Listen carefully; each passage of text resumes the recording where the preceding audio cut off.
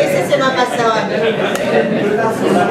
A Juan Antonio Palacio Escobar, que también Ceutí es alcalde de Algeciras, por lo visto los ceutíes. Ahí también que no los conozco. Triunfamos aquí, triunfamos, ¿eh? Quiero agradecer también a Antonio Martín de la SER, que lo he visto por ahí, amigo y que escribe también. A Carlos Bernal, que es todo un poeta y cantautor, que creo que ha venido desde Marbella para comprar la obra también de Paco. A todos en sí, a mis compañeras de los talleres de escritura, en fin, a todos vosotros. También deciros que la delegada de Cultura del Ayuntamiento nos ha pedido que la excusemos, que no ha podido venir. Y ahora, si me permitís, pues yo empiezo. Cuando Alejandro me propone que sea yo quien presente este último libro de Francisco Sánchez, Paco Sánchez. Mujeres ceutíes olvidadas, ahora pasó un paso. Mujeres ceutíes olvidadas en la casa de Ceuta, mi contestación fue: no puedo sentirme más honrada. Para mí, estar aquí, compartiendo mesa con Paco y ser yo quien te dé paso, es un profundo honor, de verdad. Paco es un historiador al que admiro profundamente, desde hace muchos años, al que sigo en sus investigaciones, en sus libros, en su rescate de la memoria. Porque Paco lo que hace es recuperar la memoria, la historia reciente que nos fue arrebatada. Sacude los silencios de las piedras y las murallas de Ceuta y nos muestra una realidad que jamás nos quisieron contar. Él dice que tenemos derecho a la memoria, y yo no puedo estar más de acuerdo. El derecho a conocer lo que realmente pasó, conocer los errores que cometimos para no volver a cometerlos. Francisco Sánchez nace en Ceuta, es miembro del Instituto de Estudios Ceutíes, tiene la medalla de autonomía de la ciudad, es premio de las artes y la cultura de Ceuta, premio nacional Manuel Azaña de investigaciones históricas, es miembro de la Sociedad Histórica de la Fotografía Española y del Centro de Estudios Históricos de la Masonería Española, y es miembro numerario de la Asociación Española de Historia Militar. Sus investigaciones se centran en la historia contemporánea de Ceuta y su entorno, especializándose en la Segunda República, la Guerra Civil y la Masonería. Es autor de libros de estudio sobre la historia de Ceuta y el protectorado español en Marruecos. Ha colaborado en Historia de Ceuta, desde los orígenes al año 2000. Entre sus libros está Real Álbum de Ceuta, 100 años de historia gráfica de Ceuta, más de un siglo de carnaval en Ceuta, Ceuta y el norte de África, República, Guerra y Represión, 150 años de fotografía en Ceuta, Sánchez Prado, médico, diputado y alcalde de Ceuta durante la Segunda República Española. Masonería en Ceuta, origen, guerra civil y represión, y autor del documental Imágenes para la Memoria, realizado en colaboración con Radio Televisión Ceuta. Ahora nos presenta su última obra, Mujeres ceutíes olvidadas, recuperación de mujeres silenciadas. Una obra valiente, como todas las de él, en que pone nombre y voz a aquellas que fueron doblemente calladas, primero por no ser fieles al golpe, y después por ser mujeres. Yo quiero darte las gracias, Paco, de verdad, por muchas cosas. Primero por conocer, gracias a ti, a Antonia Céspedes, a Isabel Mesa, a Antonia Pérez, que creo que tenemos un familiar de ella por aquí, y más que conoceré cuando lea este libro. Puedo imaginarlas trabajando en Ceuta y luchando por sus ideas, ilusionándose cuando por primera vez pudieron votar, subiendo por soberanía nacional, del brazo de un muchacho. Siento el orgullo de pertenecer al mismo sexo que ella y a la misma tierra. El orgullo de ser mujer ceutí. Nadie antes de ti nos había hablado de ella. Tú la has sacado del olvido para que vivan siempre en nuestra memoria. Darte las gracias también por permitirme documentarme con tu obra, que es magnífica, como todos sabemos, y trazar historias propias imaginando esas calles, esas postales antiguas, las murgas, las manifestaciones, las verbenas, los mítines, el romanticismo de un orden nuevo, que le fue arrebatado demasiado pronto. Pero si hay algo por lo que siempre estaré en deuda contigo, son por las lágrimas de mi padre. Ahora, si viviese, tendría más de 100 años, porque mientras leía República, Guerra y Represión me decía: niña, esto pasó de verdad, ¿ves? Y aquí está la foto de tu tío con 16 años. Qué bueno es ese hombre y qué valiente es lo que está contando. Recuperar la memoria es hacernos grandes como seres humanos. Recuperar la memoria de las mujeres que jamás existieron, para la historia es doblemente valioso. Solo puedo decirte nuevamente gracias como ser humano, como mujer y como ceutí.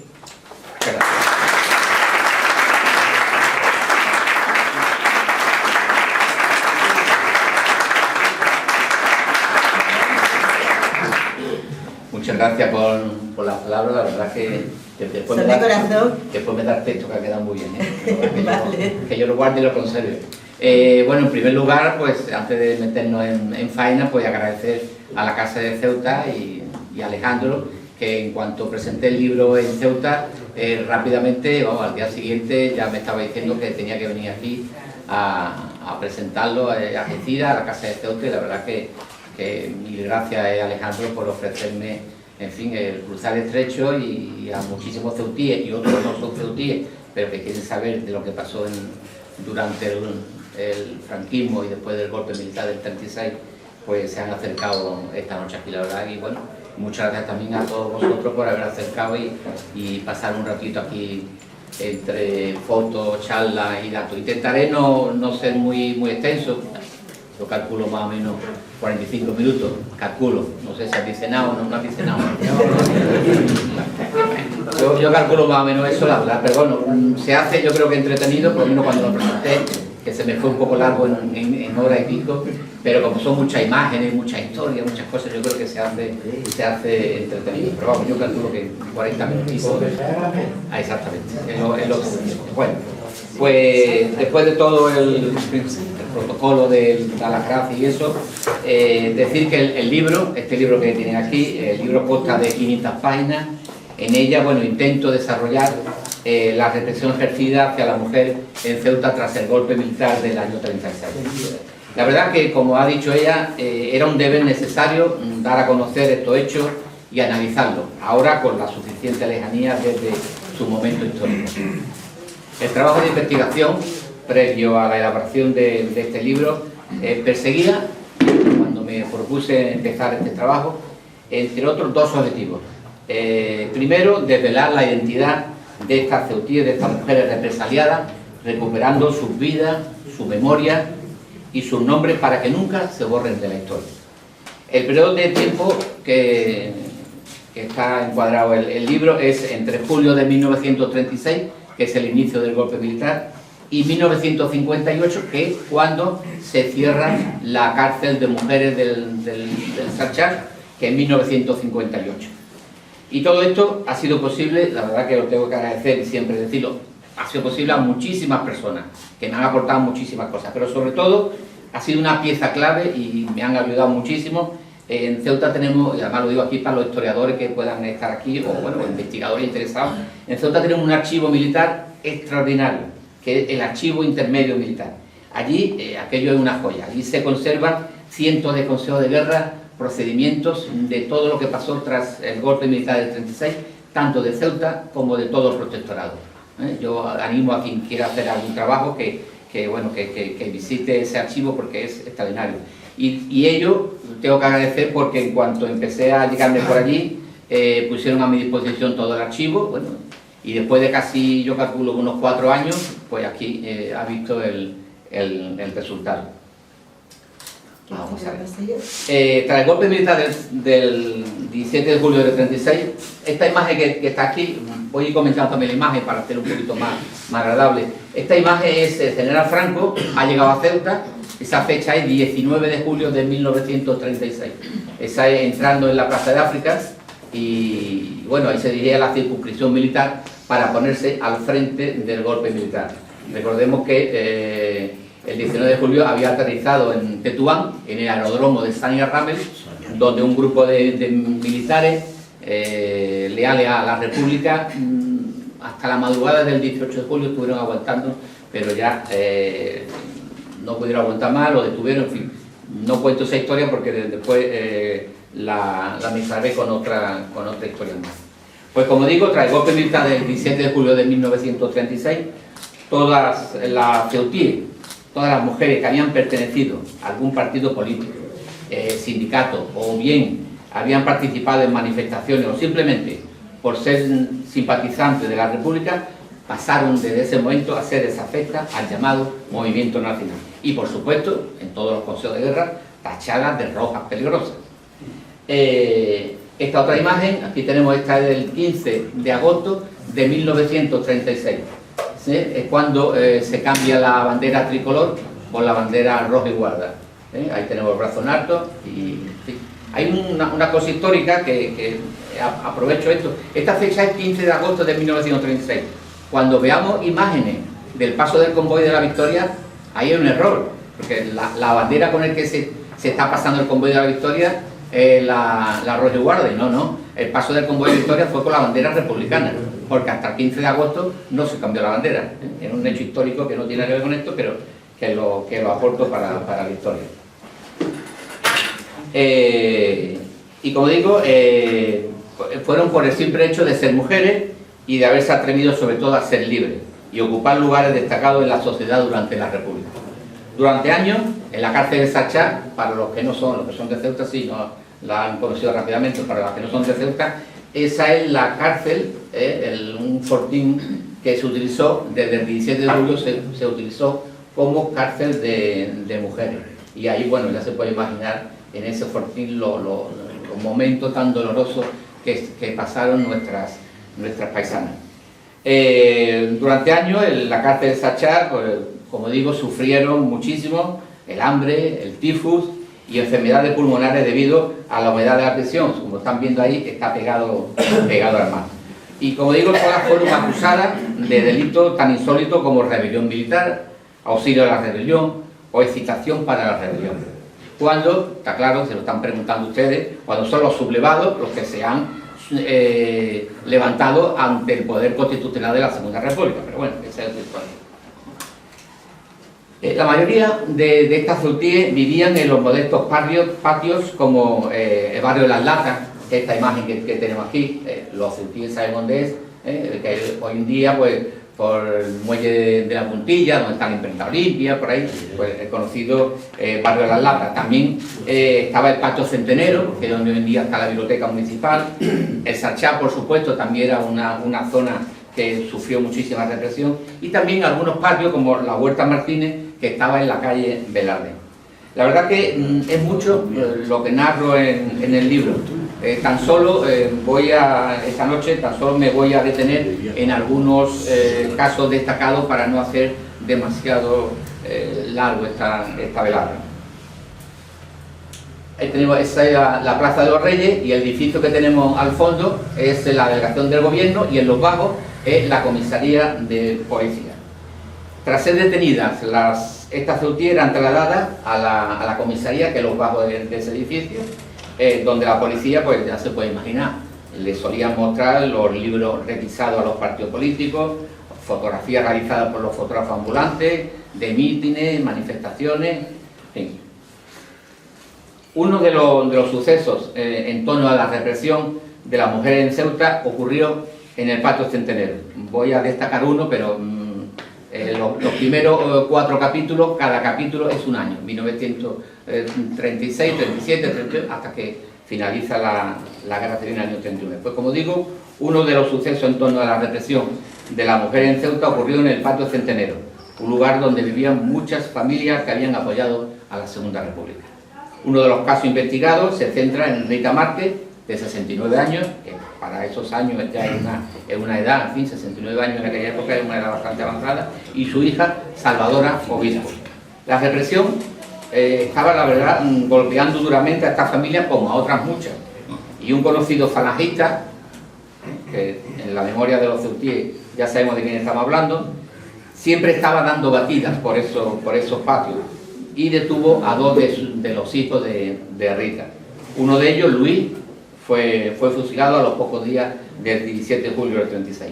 Rita sabía que había sido el falangista, este conocido falangista, el que había detenido a sus hijos, ¿no? Y como mujer valiente, una mujer que no le temía, ya habían matado al hijo, que poco le iba a importar a ella enfrentarse al conocido falangista. Pues como digo, en una de esas visitas del citado falangista que daba batida por los diferentes patios, Rita, así como su hija, le increparon por la muerte de su hijo. La detuvieron La detuvieron y en agosto de 1938 se celebró el Consejo de Guerra por excitación a la rebelión.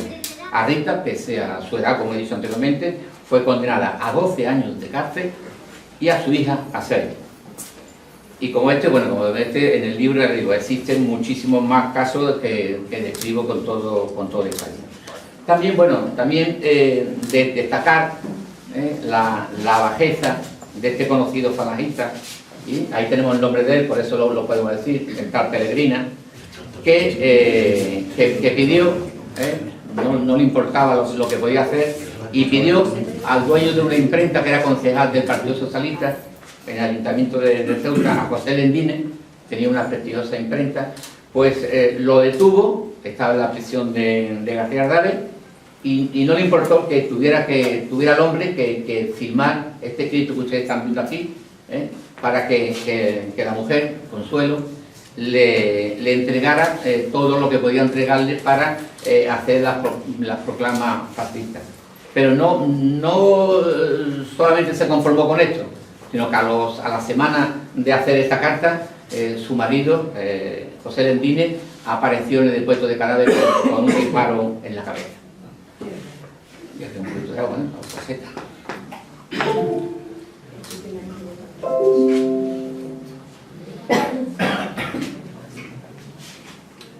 En 1938 voy a destacar varias cositas. Espera, aquí ya está. Ahí está listo. En 1938 destaco otro hecho de los muchos que se cuentan en el libro, y este ocurrió en la barriada de la Almadraba, eso lo conocemos todos los ceutíes de la Almadraba, y los que no son ceutíes, pues cuando van para Marruecos es la última barriada que hay antes de cruzar la frontera. Pues como digo, en 1938 destacaríamos también lo ocurrido en la barriada de la Almadraba.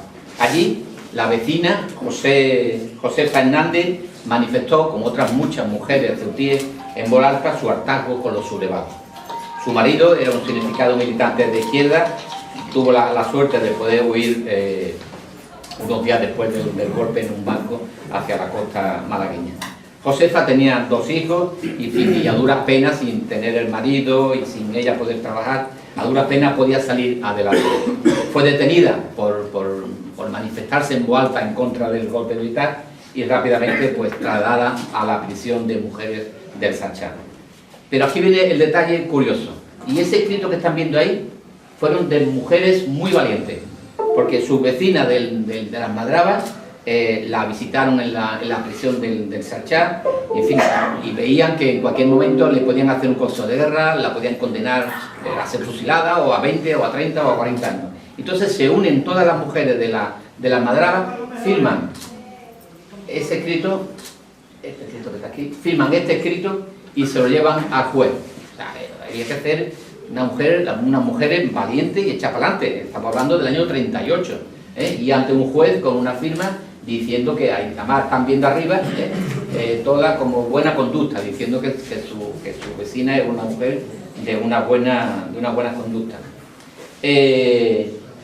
Después, tras el libro, tras los primeros 5 capítulos, he dado un capítulo mucho más amplio, le he dado el nombre de Mujeres con nombre propio, y cuento unas 10 historias de mujeres que se destacaron por algún hecho, ¿no? El primer capítulo de este Mujeres con nombre propio le he titulado 15 rosas ceutíes, ya que el 15 de julio de 1938 46 mujeres reciben un escrito para que se pasen por el juzgado militar. La detención de este grupo tan numeroso de ceutíes estuvo motivado por la requisa al presidente del Socorro Rojo, aquí tenemos el listado, al presidente del Socorro Rojo, en otros lugares de Ceuta, como fuese la Casa del Pueblo, que estaba en la calle Agustina de Aragón, o cualquier otro sitio que había partidos políticos, pues afortunadamente rompieron esos libros o se escondieron. Yo no he encontrado el libro de la Casa del Pueblo, pero este hombre, José Torres, que era el presidente del Socorro Rojo en Ceuta, no estimó, creyó seguramente que el golpe iba a durar muy poco tiempo, no tiró los libros ni nada, entonces a los pocos días fue detenido y claro, la policía y los militares rápidamente tenían, como están viendo aquí en la imagen, el listado de todas las mujeres con su domicilio, en fin, que era muy fácil de tenerla. Por eso, en este Consejo de Guerra, que es bastante voluminoso, son 46 ceutíes, 46 mujeres las que toman parte en este Consejo de Guerra. Como se puede imaginar, José Torres, el presidente de Socorro Rojo, a los pocos días sería fusilado. A todas ellas se las culpó de participar en la manifestación del 1 de mayo de 1936, de llevar camisas rojas, de pertenecer a formaciones de izquierda como el PSOE, como la OGT, y sobre todo de militar en el Socorro Rojo y en el Partido Comunista. Aquí tenemos unas imágenes, que estas imágenes, antes de publicar el libro, esta imagen no se había visto nunca. O sea, esta imagen que ustedes van a ver ahora son unas 8 o 9 imágenes que son maravillosas, son extraordinarias, es un documento histórico maravilloso, me la ha proporcionado un caballero, y son imágenes extraordinarias. Por si lo conocéis, me la ha proporcionado Fernando Rodríguez, no sé si alguno lo conocéis. Bueno, pues Fernando la tenía guardada como un tesoro, y cuando vio que yo estaba haciendo este trabajo, se llegó por mi casa, me pegó un telefonazo y dice: yo tengo una cosa que no la va a tener, nadie. Y efectivamente, estas imágenes son extraordinarias. Todas las imágenes son del 1 de mayo de 1936. Esta más o menos por el balcón que estamos viendo a la derecha, el balcón que está a la derecha, que será el de la familia de los Orozco, pues esto será más o menos a la altura de la Casa de los Dragones, y ahí vemos a estas mujeres, el 1 de mayo de 1936, contentas, celebrando la fiesta de la democracia. Ahí. Aquí tenemos otra imagen más, y si se dan cuenta, en la foto tienen arriba un número. Ese número es porque la policía, estas fotos, en algunos momentos la ha utilizado para detener a estas mujeres. La número 2, por ejemplo, que le he podido localizar, Yamila, que después hablaré de ella. La número 3, Antonia Jiménez, en fin. Iban deteniendo, pues, conforme iban obteniendo esas imágenes. Aquí tenemos otra imagen también. Esta es por la zona de la Plaza Zárate, subiendo la Plaza Zárate, es el estanco de Gallardo, el que está a la izquierda. Pero si se fijan, ahí están las mujeres, en primera fila, siempre. Las mujeres ceutíes, durante la Segunda República, fueron unas grandes luchadoras, ocupaban en la sociedad ceutí puestos de importancia. Claro, después sufrieron toda la represión del mundo sufrieron, porque estas fotografías se utilizaron, los militares y los jueces militares la utilizaron para la dura represión que hubo en Ceuta. Aquí tenemos igual, está la zona de la Plaza Zárate, ahí vemos más grupos de mujeres. Ahí tenemos la conocida Plaza Ruiz, celebrando el 1 de mayo del 36. La mayoría de ellas, he podido localizar algunas, y son del barrio de Las Latas, de la zona aquella que hemos dicho antes, el barrio de la Puntilla. Bueno, ahí está también la puerta de la Feria de la Esmeralda, en la calle Real. Esta foto es de la Plaza de los Reyes, para los que son de Ceuta y les gustará identificarla. Al fondo tendríamos, pues, almacenes Calzados Cutilla, lo que era el precio fijo de toda la vida.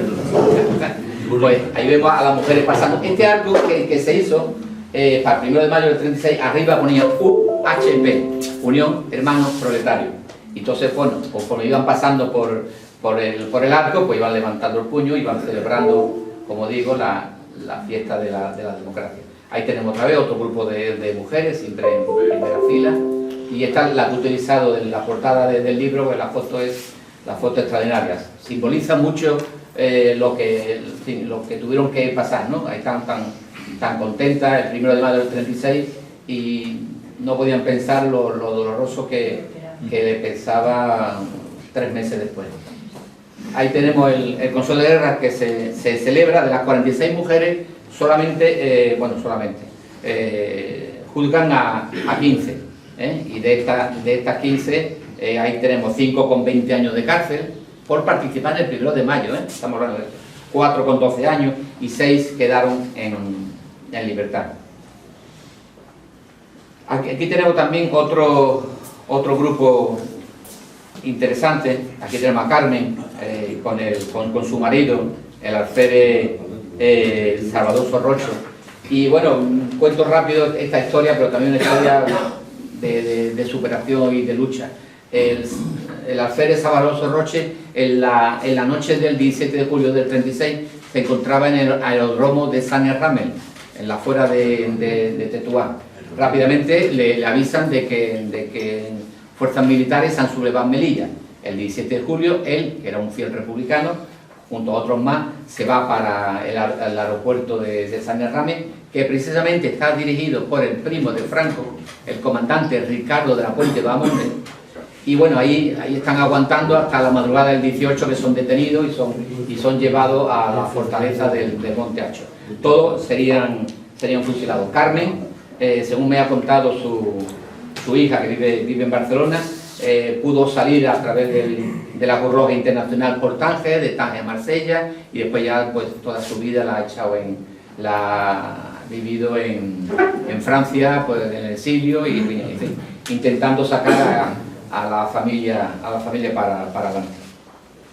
Aquí tenemos otra ceutí, esta es Carmen Campos, y esta es otra historia de la que cuento en el libro, y esta vecina es juzgada junto al alcalde Sánchez Prado.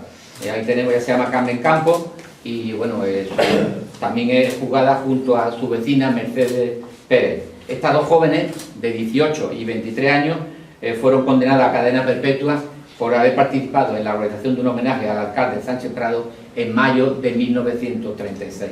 Como sabéis, el alcalde Sánchez Prado sería fusilado junto a 3 vecinos de la barriada de Sachar el 5 de septiembre de 1936 en la playa del Tarajal. Carmen Campos, durante la República, formaba parte de la Asociación de Mujeres Libres, que se implantó en Ceuta en abril de 1936. Su hermano Luis, que tenía un puesto de una tienda de zapatería, era zapatero de profesión, pudo huir y, en fin, pudo salvar la vida. Ella fue, como digo, fue juzgada a mediados de agosto de 1936 y, en fin, la cadena perpetua fue lo que la condenaron. Cuando se encuentra en el penal de Pamplona, en julio de 1941, ya lleva unos cuantos años de cárcel, de penal en penal, recibe un escrito otorgándole la libertad provisional. Regresan a Ceuta, tanto Carmen como Mercedes, pero Carmen no soportaba vivir junto a quienes le robaron sus años de juventud y vivir bajo una dictadura. Decidió exiliarse, se marchó a París y allí ya vivió, creó una familia y falleció en 1960 sin volver a Ceuta. Otra de las historias que tenemos es Antonia Céspedes Gallego, la latera, una mujer muy conocida en la ciudad, una mujer muy combativa. En los primeros momentos del golpe militar sería detenida, vivía en el patio Centenero. En principio se le lleva a la cárcel de la prisión del Sachá, se le hace un consejo de guerra junto a 50 militantes más de la CNT. En principio la condenan a ser fusilada, a pena de muerte, porque ya digo, Antonia Céspedes fue una dirigente que siempre estaba luchando por las mujeres, por reivindicando mejoras, en fin, es mucho más largo de contar. En el libro está contado todo lo que era esta mujer. Como digo, la condenan a ser fusilada, pero afortunadamente a último de septiembre recibe un escrito y le conmuta la pena de muerte por cadena perpetua. Afortunadamente pudo salvar la vida. Pero en enero de 1937, un conocido falangista, no tengo pruebas, no puedo decir nombre, un conocido falangista, en enero de 1937 se llegó a la prisión del Ceuta, la sacó y la asesinó con un tiro en la cabeza. Otra de las historias, bueno, tanto en la Céspedes, esta es otra historia de Laura, ahí tenemos a Laura y Parrado. Parrado era el presidente de la Juventudes Socialistas y ella, pues Laura, para estar por la Plaza de los Reyes, y su hijo, Aristo, pude hablar con él, vive en Alcalá de Henares, y como se puede imaginar, Aristo, después del 17 de julio, Aristo le dijeron que no podía ser, se tuvo que cambiar el nombre por Antonio, aunque él me comentó que él siempre en familia decía, yo soy Aristo y me moriré como me pusieron mis padres, Aristo. Pues como digo, él es el presidente de la Juventud Socialista en Ceuta y él sabe que tras el golpe militar del 36 va a ser uno de los que lo van a fusilar. Se oculta en la calle Canaleja, en los altos, en la terraza de una casa, y bueno, intenta ver a ver si pasa el golpe, si no triunfa, pero está viendo que son detenidos sus compañeros que la casa del pueblo fue asaltada y que no puede, que cualquier día lo van a detener. Entonces, bueno, Laura, su hermana, tenía una casa por la zona, para los que son de Ceuta, por la zona de la playa Benítez. Allí había una fábrica de curtidos, y entonces, bueno, se oculta allí, y allí se oculta, pero en septiembre de 1936 es descubierto y es detenido. Lo llevan a él, lo llevan al Hacho, y a ella y a su hermana, a Laura y a su hermana, también la llevan a la prisión de Sachá por cómplice. En el libro se reproducen bastantes cartas porque están su marido Antonio desde la fortaleza de Monte Hacho y ella a la prisión de Sachá, casi todos los días se mandaban cartas uno a otro.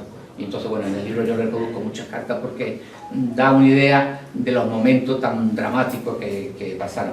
Antonio lo fusilaron en septiembre de 1936 y al día siguiente, qué casualidad, queda en libertad Laura. Aquí tenemos otra historia también muy curiosa, además una historia que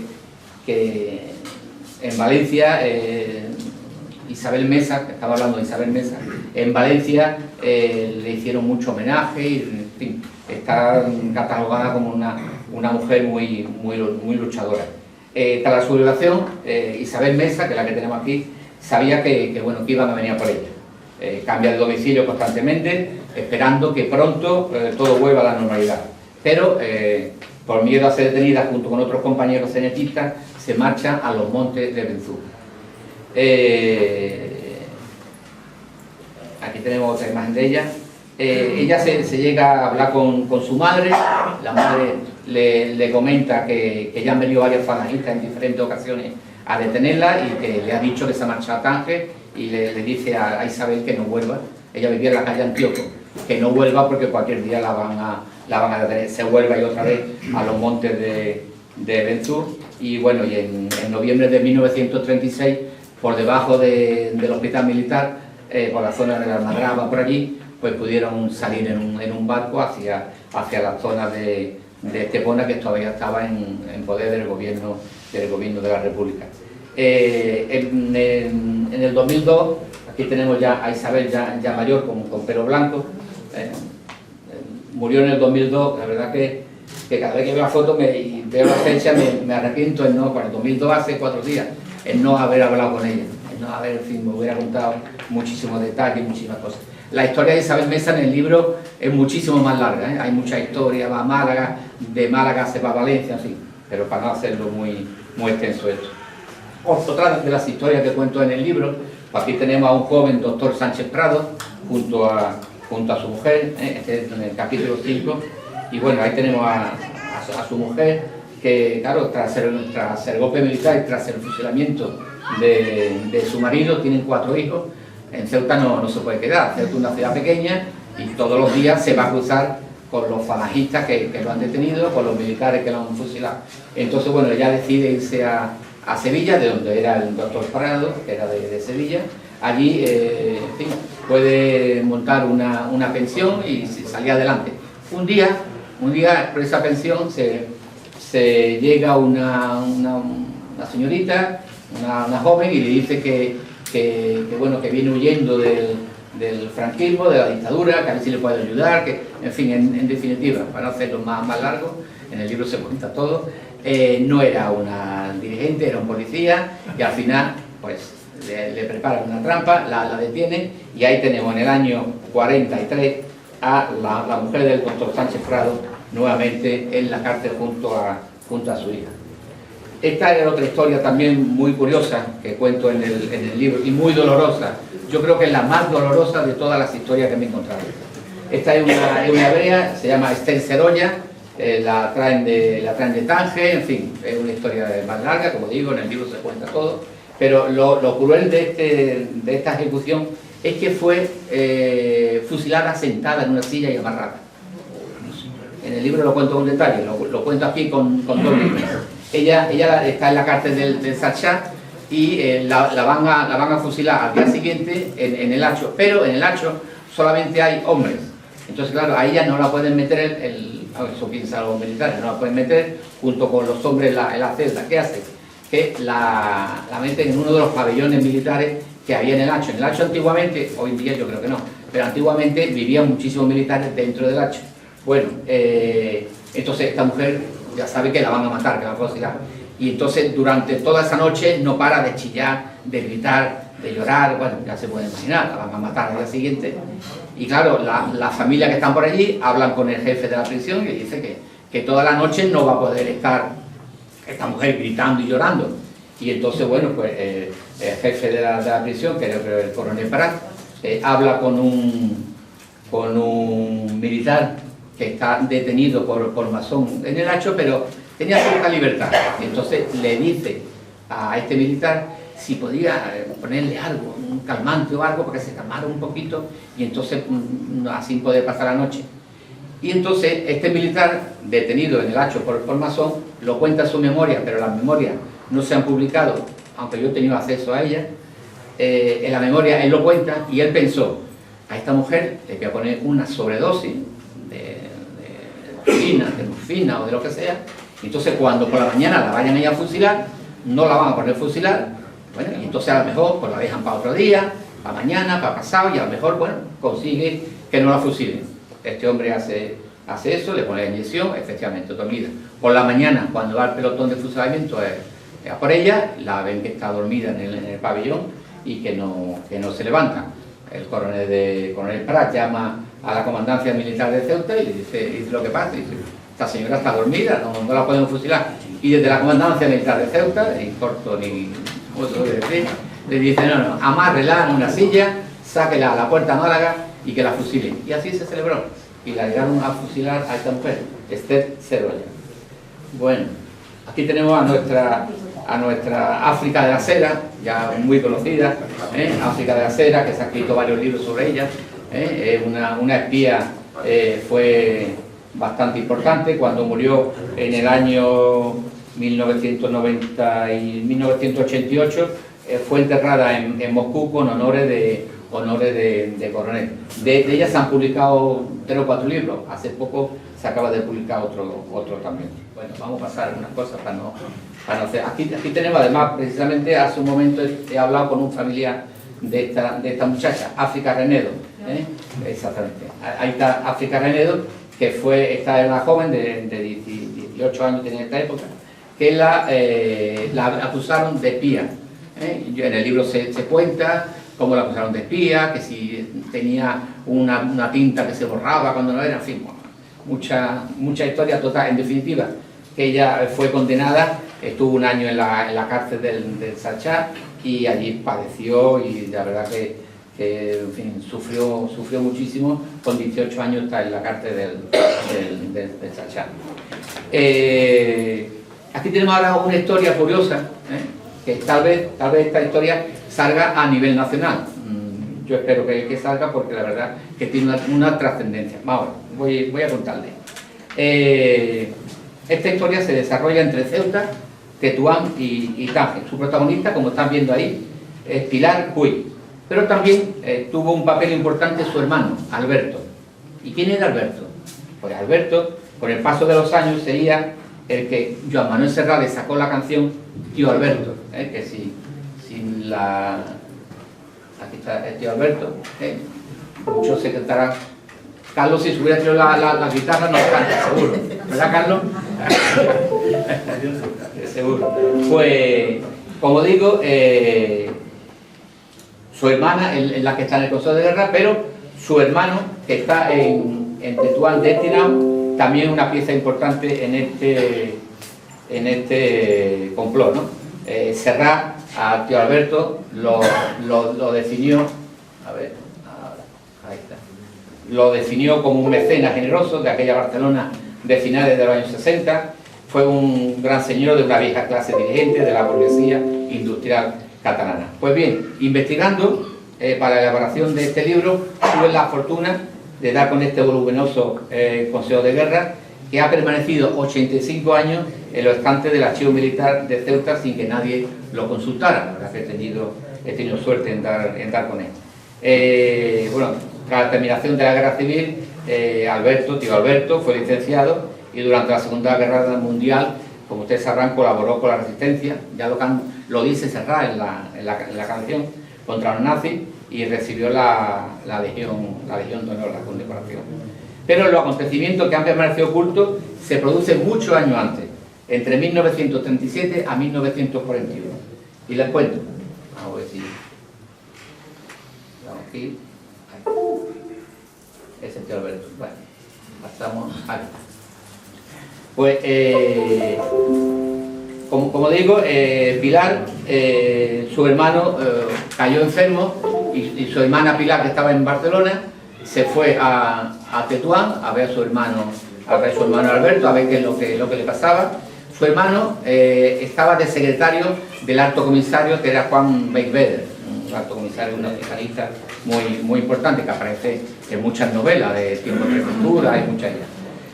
Cuando Pilar, la hermana de Alberto, se encuentra en Tetuán, Juan Beigbeder ve que se maneja bien, que es una mujer que tiene don de gente y eso, y entonces le ofrece a Pilar, a la hermana de Alberto, le ofrece ser espía de los nacionalistas en Tánger, que le ponía un coche para ella, dinero, en fin, todo lo que pudiera necesitar.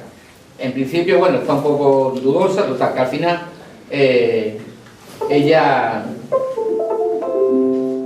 acepta ser espía de los nacionalistas en Tánger, pero su presencia en Tánger no pasa desapercibida, tampoco para los republicanos.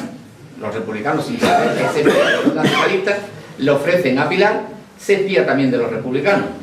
O sea, Pilar era un fenómeno. Y entonces los republicanos hablan con Pilar a través de otra espía que hay allí inglesa en Tánger, y ella acepta, y entonces está jugando al doble juego, espía para los nacionalistas y espía también para los republicanos.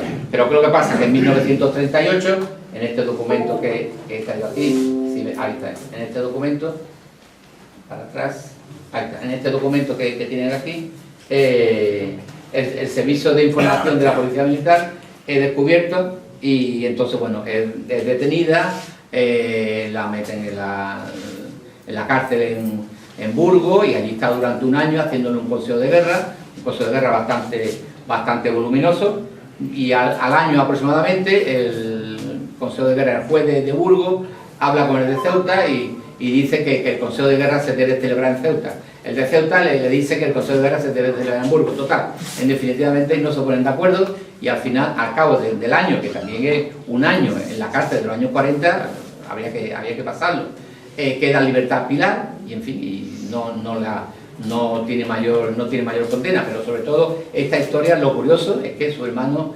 Alberto forma parte también un poco de esta trama de doble espía, ¿no?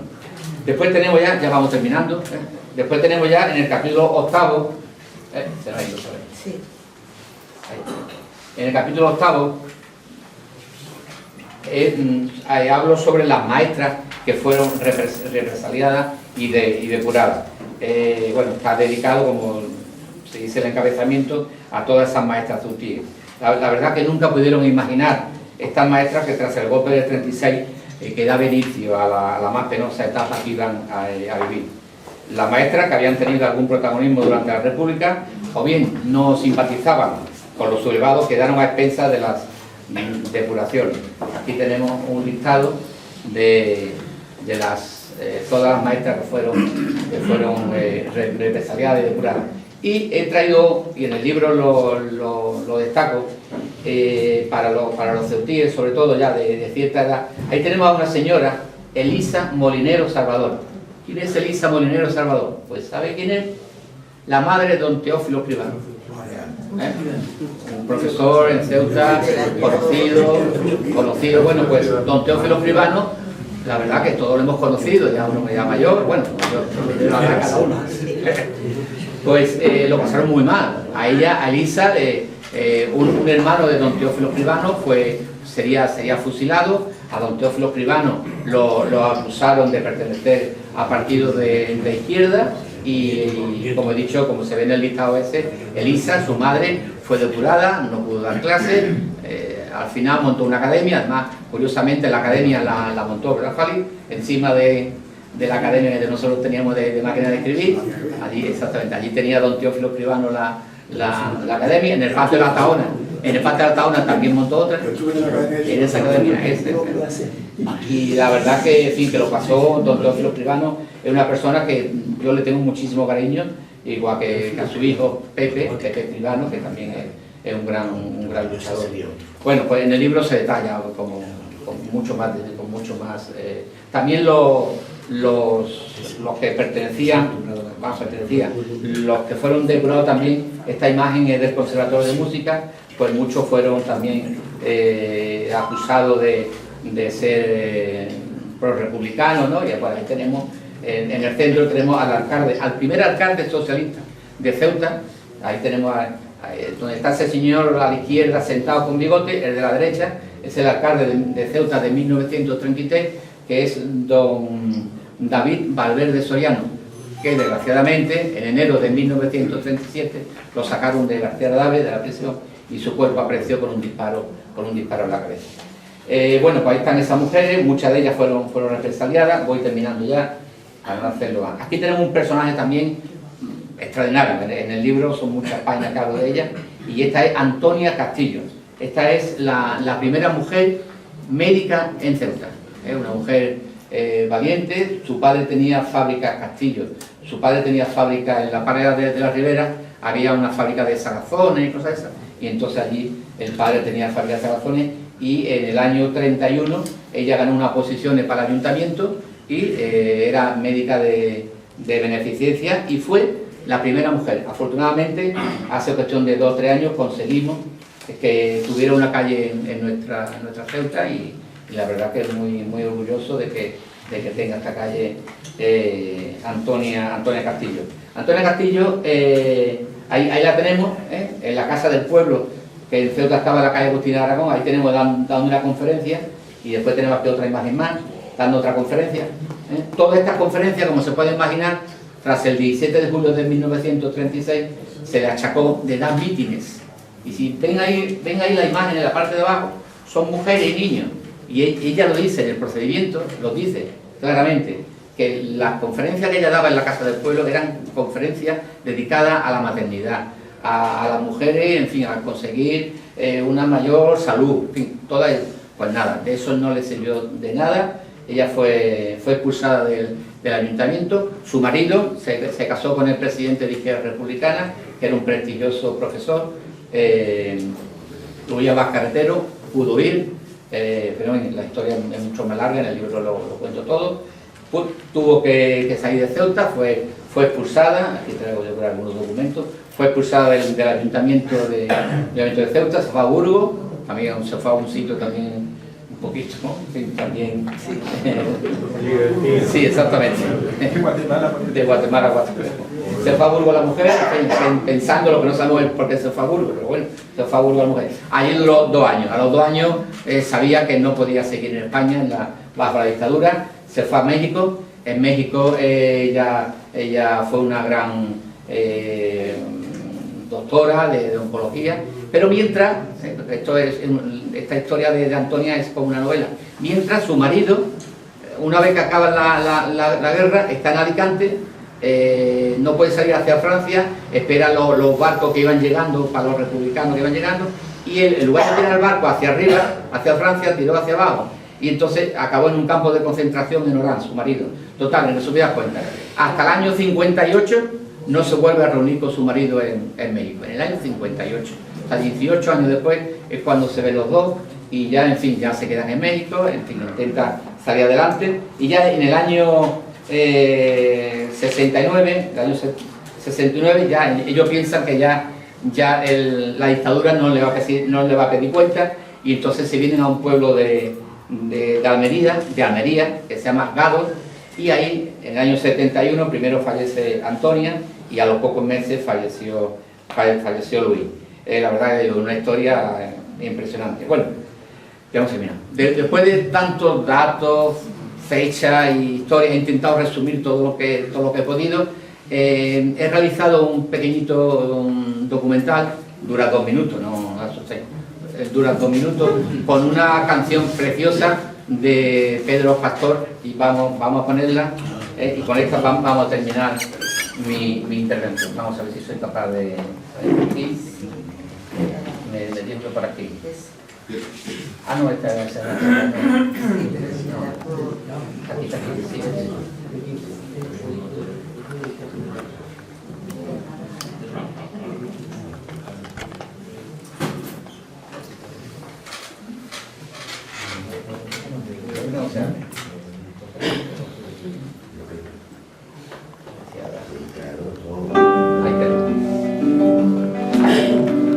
Las olvidadas, las que escondían pan en el mimbre, las perseguidas y señaladas en todo el pueblo, las exiliadas, las que jamás volvieron a ver correr a sus hijas.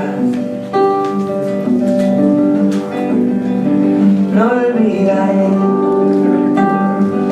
para que haya servido de algo tanto desvelo, para que no se pierda el poema bajo el sombrero. No olvidaré, para poder hablarle a mis hijos de los abuelos, para que un día al fin descansen justos los huesos. Esta es la fuerza común de Ceuta. No olvidaré a las maestras que tanto hicieron por esta letra, y a las artistas, las que burlaran a la censura, a las guerrillas, los escondidos por 30 años tras un armario, los acusados y fusilados por sus ideas, los extinguidos, abandonados bajo este suelo sin una rosa. Las silenciadas, las que en el miedo quedaron mudas, las que parieron y les privaron de la semilla, las invisibles. Hoy las nombramos pa' que su llama nunca se extinga.